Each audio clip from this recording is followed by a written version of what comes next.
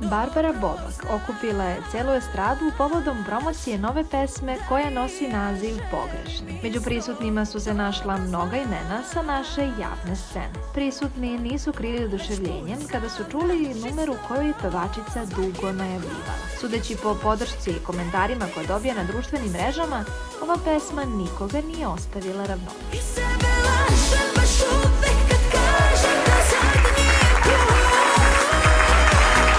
Ova pesma je nešto posebno.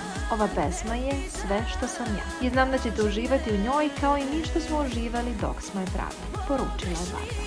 Pevačica se potrudila da promocija bude odlična i da sve prijatelji i kolege ugosti kako dolikuje. Među njima su se našli Sanja Vučić, Boban Rajović, Aleksandra Čekić, Uroš Živković, Ruža Rupić i mnogi drugi. Samo gledam da sve prođe kako treba, pa nemam vremena da budem uzbuđena. Izuzetno pridajem značaj mom izgledu. To je jedan od sastavnih i najbitnijih delova našeg posla.